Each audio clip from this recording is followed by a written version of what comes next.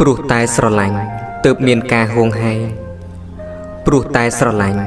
ទើបមានការឈឺចាប់ព្រោះតែស្រឡាញ់ទើបទឹកនេត្រាហូរព្រោះតែស្រឡាញ់ទើបកើតទុក្ខឥតស្រាកស្រានសេចក្តីស្រឡាញ់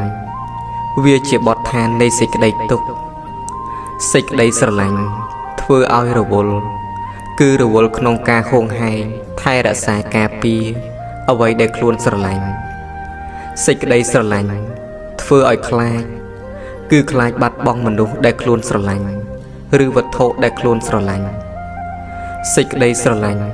ធ្វើឲ្យចិត្តមិនស្ងប់ព្រោះចិត្តគិតភ័យព្រួយបារម្ភពីរបស់ដែលខ្លួនស្រឡាញ់សេចក្តីស្រឡាញ់កាន់តែច្រើនប៉ុណ្ណាសេចក្តីទុក្ខក៏កាន់តែច្រើនប៉ុណ្ណោះដែរនៅពេលដែលរបស់